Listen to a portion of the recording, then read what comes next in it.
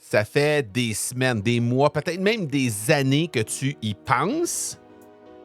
Tu remarques que les autres lancent des podcasts. Et ils semblent avoir un succès relatif avec ça. Et ça te gruge parce que probablement que tu te dis « Ah, il est trop tard pour lancer un podcast. » Eh bien non. Aujourd'hui, on va parler de 9 signes qui est temps pour toi, coach, de lancer ton podcast. Tu cherches une façon de te démarquer et tu as choisi le podcast pour y arriver. Que tu aies lancé ou non un podcast en ce moment, tu es au bon endroit. Mon nom est Marco Bernard et avec l'Académie du podcast, j'ai aidé plus de 1000 francophones de 15 pays différents à se lancer dans le merveilleux monde du podcast depuis 2018. Je t'aide à maximiser l'impact positif que tu veux avoir auprès de ceux que tu souhaites attirer comme clients et ainsi cesser d'être le secret le mieux gardé de ton domaine en utilisant le podcast. Alors, tu vois les autres se lancer et ils semblent avoir un certain succès avec leur podcast et tu te dis « Ah, shoot, j'aurais donc dû me lancer quand j'y ai pensé initialement. » Et là, pour créer quelque chose qui va les dépasser avec l'expérience qu'ils ont, avec l'audience qu'ils ont, mais là, toi, tu te dis « Ouais, ça va être difficile. » Donc là, tu continues de procrastiner parce que tu te dis « Ouais, ben là, les autres, ils ont déjà quelques semaines, quelques mois, quelques années d'avance sur moi. Alors, pourquoi je lancerais un autre podcast? » Effectivement, on n'avait pas ce problème-là quand on a lancé l'Académie du podcast en 2018 parce que, presque tout le monde était dans une espèce d'océan bleu. Alors, je ne sais pas si tu es familier avec ce concept-là de l'océan bleu, mais l'océan bleu, c'est Russell Brunson qui a lancé ça. Ce concept-là. Et c'est une analogie qui est très visuelle où, dans le fond, tous les compétiteurs que tu pourrais avoir sont comparés à des requins qui se battent tous pour le même banc de poissons, c'est-à-dire le même bassin de clients. Et évidemment, quand il y a plusieurs requins qui se battent pour le même banc de poissons, ce que ça fait, c'est qu'on se retrouve avec un combat sanglant parce que ils s'auto-bouffent entre eux, tout simplement. Alors que comparativement à ça, comme analogie, et c'est l'océan bleu. L'océan bleu, il y a pas ou très, très peu de compétiteurs. Donc, il n'y a pas de sang là-dedans. L'océan rouge, évidemment, c'est quand tout le monde s'entretue, ça fait du sang dans l'eau et c'est ce qui fait que l'océan devient rouge. Alors que les autres, on fait juste bouffer les poissons qui sont là et tout simplement, on se retrouve dans un océan qui est bleu. Alors, évidemment, c'est un combat sanglant, c'est une analogie visuelle qui est très forte. Mais bref, en 2018, les gens qui voulaient lancer leur podcast se retrouvaient dans la très grande majorité du temps, sinon la presque totalité du temps, dans un océan bleu. Parce qu'il n'y avait pas beaucoup de podcasts déjà lancés à ce moment-là. On parle de peut-être quelques milliers de podcasts en français à ce moment-là seulement. Et aujourd'hui, même si le nombre de podcasts est beaucoup plus élevé, oui, il y a plus de compétition et c'est tout à fait normal de penser que ça va être plus difficile de se démarquer parce qu'aujourd'hui, on a forcément beaucoup plus de podcasts qu'on en avait en 2018.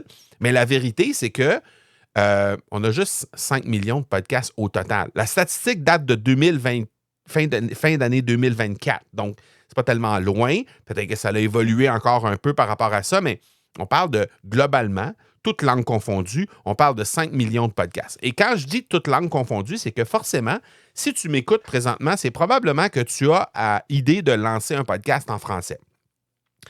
En français, évidemment, ça veut dire que tu vas toucher des auditeurs qui comprennent le français et qui consomment du contenu en français. Donc, ces gens-là,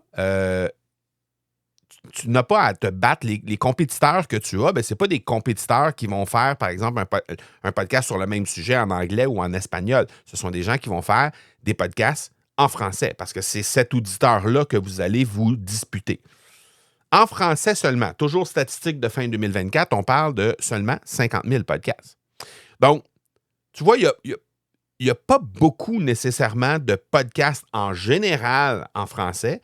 Mais si toi, tu en vois beaucoup, c'est probablement à cause ou grâce, selon quelle langue on le prend, des algorithmes. Parce que et les algorithmes de médias sociaux et les algorithmes de YouTube, par exemple, ou les algorithmes qu'il y a dans les engins de recherche tels que Spotify ou encore Google Podcast, ben, vont te présenter évidemment les choses que toi, tu apprécies. Donc, plus tu vas interagir avec du contenu de ton domaine, ce qui est tout à fait normal, ben, plus les algorithmes vont te proposer ce type de contenu-là. Et donc, plus tu vas penser qu'il y a déjà une multitude de contenus dans ce domaine-là. Et que pour avoir du succès, ben, clairement, tu vas penser que c'est plus difficile. Je vais juste remettre les choses un peu en perspective. Si tu penses avoir du succès avec un podcast et que le fait d'avoir du succès avec un podcast, pour toi, ça veut automatiquement dire avoir un nombre X de personnes qui vont écouter ton podcast. Il y a une statistique qui est sortie, encore une fois, pas plus tard qu'en début d'année cette année et qui a été mise de l'avant par une très, très grosse boîte d'hébergement de podcasts qui s'appelle Buzzsprout. Et dans cette statistique-là, ben, on dénote qu'il y a 50% des podcasts qui ont à peine 28 écoutes après 7 jours sur un épisode. Ce que ça veut dire, là, en clair, c'est que quand tu mets un nouvel épisode de podcast en ligne, bien, quand tu atteins 27 écoutes, tu es automatiquement dans le premier 50% des podcasts, toutes langues confondues. Donc, si on fait juste remettre les choses en perspective par rapport à tout ça, là, OK? 28 écoutes, c'est pas beaucoup là, sur un podcast. Moi, j'ai plein de gens dans l'Académie du podcast que ça chiffre plutôt en centaines, dans certains cas en milliers ou en dizaines de milliers. Donc, c'est pas beaucoup 28 écoutes pour être dans le premier 50%. Ce que ça veut dire, dans les faits, c'est que dès que tu fais les choses un peu comme il le faut, bien, clairement que tu vas avoir plus que 28 écoutes. Parce que ça, pour moi, là, c'est la preuve qu'il y a tellement de gens qui font n'importe quoi avec leur podcast que les statistiques sont très, très basses à chaque épisode. Mais si tout ça ne t'a pas convaincu, hein, ben, je vais te donner 9 signes qui est encore bien plus temps pour toi de lancer ton podcast right now. Maintenant, c'est le temps de lancer ton podcast. Premier signe que c'est le temps de lancer ton podcast, c'est que tu as déjà une liste assez exhaustive d'idées d'épisodes, mais ces idées-là dorment dans un cahier ou sur une tablette à quelque part ou dans ton ordinateur, sur un fichier quelconque. Et ces idées-là sont là, mais tu n'as rien fait avec encore.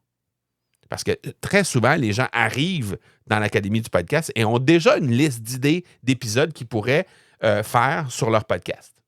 Et là, je leur dis, oui, mais OK, mais comment ça, le podcast n'est pas déjà fait? Et bien là, il y a plein de raisons qui viennent popper, mais si tu as déjà une liste d'idées, ben, c'est un signe qu'il est temps que tu lances ton podcast. Deuxième signe, tu reçois souvent les mêmes questions sur tes réseaux ou encore de la part des clients ou de la part des prospects et tu aimerais pouvoir y répondre en profondeur, c'est-à-dire répondre à ça avec plus de détails que tu pourrais le faire, par exemple, sur un post sur Facebook, sur Instagram ou dans une stories. Petit bémol par rapport à ça, par contre. Fais juste attention parce que quand on donne beaucoup d'informations sur les podcasts, mais très souvent, les gens vont se retrouver overwhelmed, comme on dit, complètement dépassés par la quantité d'informations qu'il va y avoir dans les épisodes de podcast, ce qui fait qu'en bout de ligne, ben, ils ne vont juste pas passer à l'action. Donc, c'est faux de penser que plus on va donner d'infos, plus on va avoir de succès. Okay? Fait que juste une petite mise en garde par rapport à ce signe-là. Troisième signe, ton réseau te dit tu devrais avoir un podcast. Si tu as déjà entendu ça de la part des gens qui sont dans ton réseau, de tes prospects, de tes clients, s'il y a déjà des gens qui t'ont mentionné ça, c'est probablement un très bon signe que tu devrais lancer ton podcast. Quatrième signe, tu passes plus de temps à écouter des podcasts qu'à partager tes propres idées sur ton podcast. Loin de moi l'idée de penser que c'est pas correct d'écouter des podcasts. La preuve, c'est que tu es en train de m'écouter présentement. Hein? Je ne suis pas en train de te dire que c'est pas correct le fait que tu m'écoutes en ce moment. Ce que je te dis, par contre, c'est que quand tu es en train d'écouter des podcasts, tu es en train peut-être de t'inspirer, tu es en train peut-être d'apprendre certaines choses ou de te conscientiser par rapport à certaines choses. Mais les leaders, c'est ceux qui créent ce contenu-là et qui amènent les gens à être conscientisés, à connaître d'autres choses, à se passer à l'action. C'est ces gens-là qui sont des leaders. Ce n'est pas les gens qui passent leur temps à s'inspirer des autres. Tu comprends? Donc, ce que je souhaite que tu décides à la fin de cet épisode-là, suite à la connaissance des 9 signes que je vais te donner, c'est que finalement, tu décides de lancer ton podcast. C'est ce que je souhaite aujourd'hui. Et c'est ma façon de prendre ma posture de leader. Et je souhaite que tu fasses de même de ton côté dans ta propre thématique, dans ta propre posture à toi. 5e signe, tu sens que tes publications écrites ou encore les publications que tu fais sur les réseaux, vont pas pleinement illustrer ton énergie, ta personnalité, ta couleur. Et tu aimerais avoir quelque chose, tu aimerais avoir un moyen qui permette de faire ça. Le podcast, ça va te donner enfin un contenu long qui va te permettre de discuter avec les gens en moyenne 25 minutes, 29 secondes. Donc souvent, je vais dire 26 minutes pour arrondir tout ça. Mais tu vas pouvoir discuter avec les gens pendant 26 minutes en moyenne avec les gens.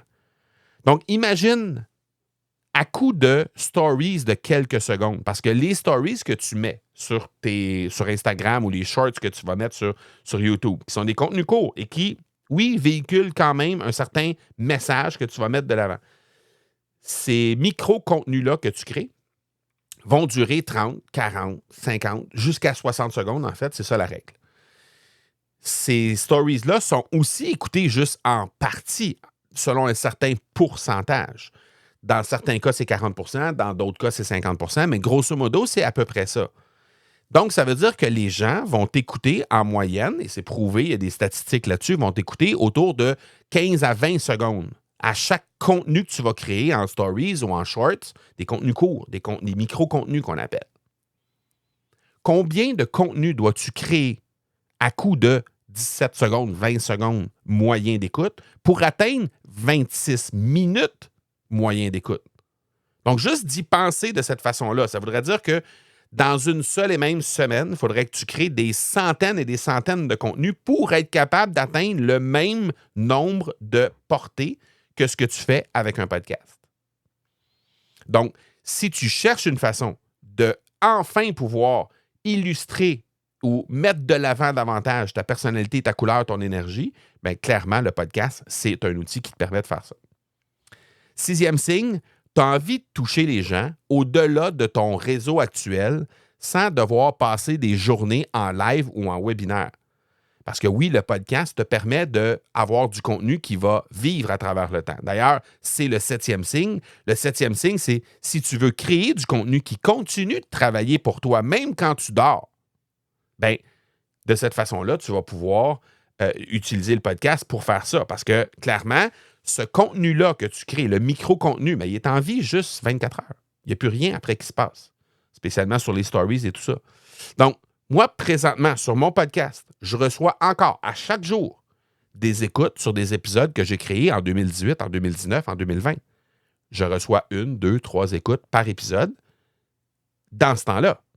Donc, ce contenu-là continue de travailler pour moi et même quand je suis en train de dormir, j'ai des Européens qui vont m'écouter alors que moi, j'ai mes 2 oreilles sur mon oreiller. 8e signe, tu sais que ta voix et ton expérience peuvent créer un vrai lien émotionnel avec ton audience.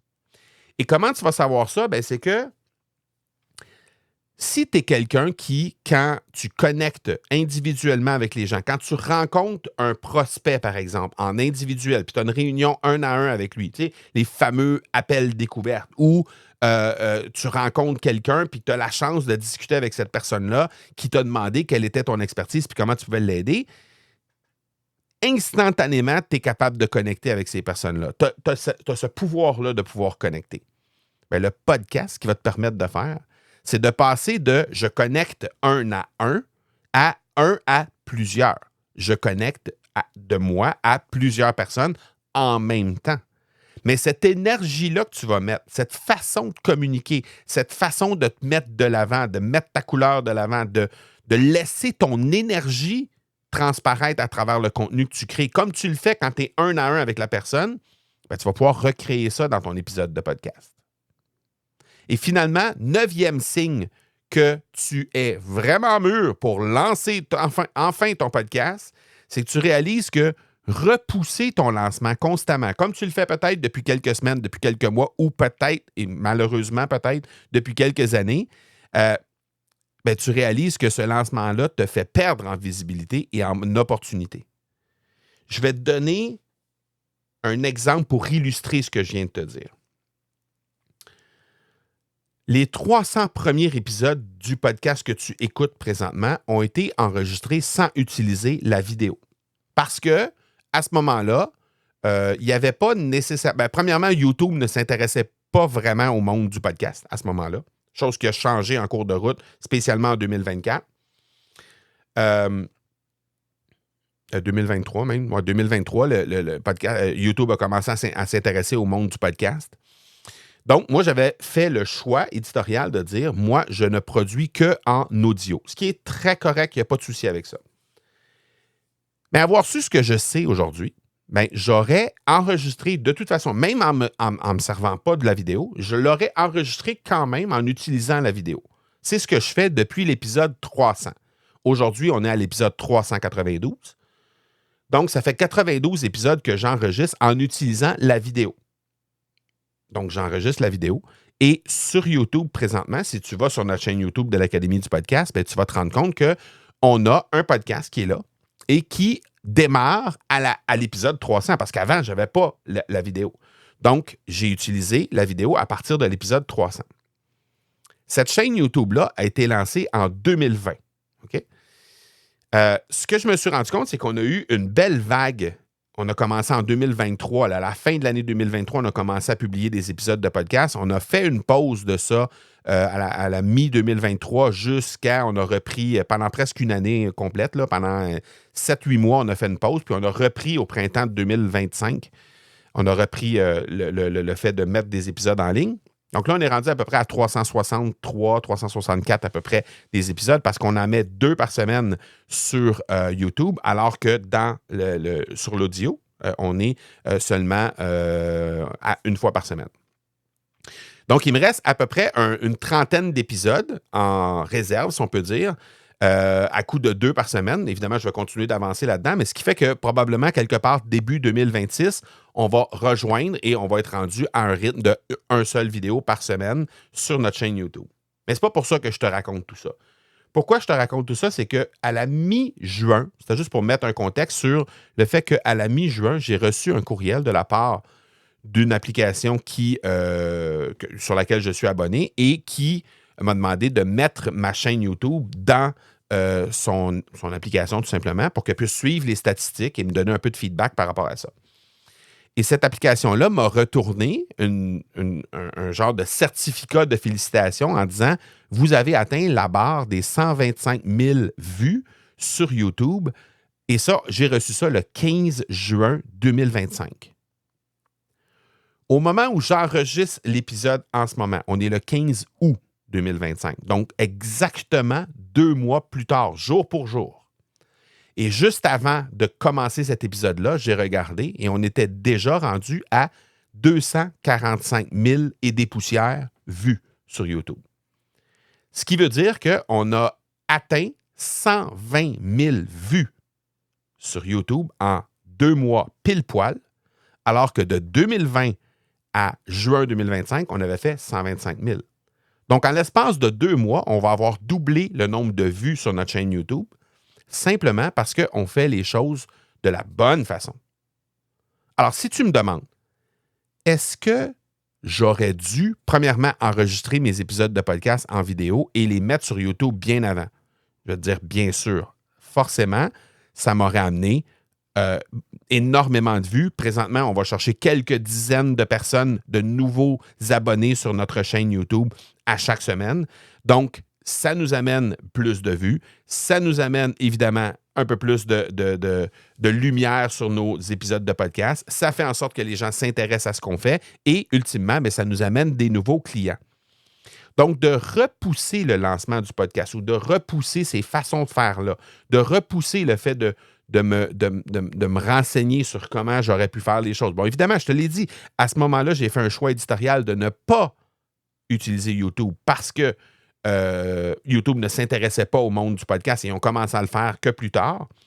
Mais au moment où ils ont commencé à faire ça, j'ai commencé à faire en vidéo. Et si j'avais à refaire ça, bien évidemment que je le ferais. On serait rendu à des millions de vues sur notre chaîne YouTube. Donc, toi, tu es exactement dans la même chaise que moi. Et là, peut-être que tu te dis, oui, mais Marco, évidemment, j'aurais dû lancer mon podcast il y a 6 mois, il y a 1 an, il y a 2 ans, il y a 5 ans. J'aurais dû faire ça. Oui, ça, c'était le meilleur moment pour toi de le faire. À ce moment-là, le deuxième meilleur moment, c'est aujourd'hui. Parce que on pourrait bien se taper sur la tête l'un et l'autre en disant, moi, de mon côté, j'aurais dû lancer ma chaîne YouTube avant et mettre du contenu pertinent déjà dès le départ en 2020. Puis aujourd'hui, j'aurais des millions de vues puis probablement des dizaines ou des centaines de milliers d'abonnés sur ma chaîne YouTube. On pourrait très bien dire ça. Comme toi, tu pourrais bien dire, ben j'aurais probablement des dizaines ou des centaines de personnes qui écouteraient mon podcast, puis j'aurais déjà eu des clients qui seraient issus de mon podcast, puis j'aurais déjà eu une meilleure notoriété, une meilleure visibilité sur mon message si j'avais lancé mon podcast il y a quelques mois ou il y a quelques années. Mais le fait est qu'on le fait plus tard, un et l'autre. Moi, c'est déjà fait de mon côté. Toi, ça peut être fait là, maintenant. Et commencer à recueillir des bienfaits de ça maintenant. Donc, nous, de notre côté, sur YouTube, ça commence. On commence à avoir des retours là-dessus. On commence à avoir vraiment des belles retombées. On commence à avoir des beaux chiffres qui vont nous permettre de monétiser notre chaîne dans quelques mois à peine. Donc, ça, c'est merveilleux. Maintenant, là, je pense qu'après que je t'ai présenté ces 9 signes-là, je pense que tu as réalisé qu'il est plus que temps que ça se passe. Il est plus que temps que maintenant, tu mettes de l'avant ton podcast enfin. Donc, si c'est le coup de pied au cul, comme on dit ici au Québec, que tu avais besoin pour finalement dire « OK, c'est beau, j'ai compris, c'est vraiment le temps que je lance mon podcast parce que je me suis reconnu dans la moitié ou dans la totalité des signes que Marco a présentés aujourd'hui » et que tu veux être certain de faire les choses de la bonne façon. Pas juste te contenter d'être avec quelques écoutes ou quelques dizaines d'écoutes ou te contenter de dire « Ah ben oui, mais si j'atteins 28 écoutes, je suis déjà dans le 50 %. Mais pourquoi ne pas viser le top 25 % ou le top 10 %? Pourquoi ne pas faire les choses de la bonne façon tout de suite, dès le début? Si ça t'intéresse de faire ça, c'est ça qu'on fait dans la vie, nous, à l'Académie du podcast. On aide les gens, on en a aidé plus de 3000 à lancer leur podcast en francophonie et on aide les gens à faire les choses de la bonne façon dès le départ. Donc, si c'est ça le dernier petit bémol qu'il pourrait y avoir, par exemple, pour t'empêcher de lancer ton podcast, bien, ayons une discussion ensemble maintenant par rapport à ça. Ça va te donner une idée de quelles sont les ressources qui s'offrent à toi, comment on peut t'aider pour avancer plus rapidement. On peut te donner des ressources qui vont te permettre d'avancer pas à pas. On peut te donner des ressources qui vont te permettre d'avancer très rapidement. On peut te donner des ressources qui vont te permettre que nous, on fait le travail à ta place. Bref, il y a plein de possibilités autour de ça.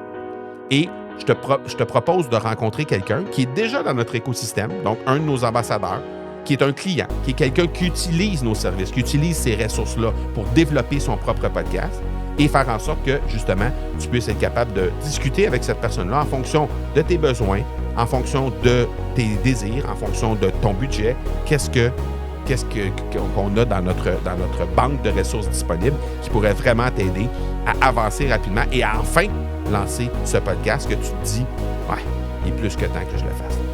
Donc, tu peux tout simplement nous contacter au academypodcast.com/appel. Ça va nous faire extrêmement plaisir de voir quels sont tes objectifs avec tout ça, comment on peut t'aider concrètement et voir si, bien, effectivement, il y a lieu de travailler ensemble et que tu fasses partie de ces 3000 personnes-là qu'on a aidées pour lancer leur podcast en français.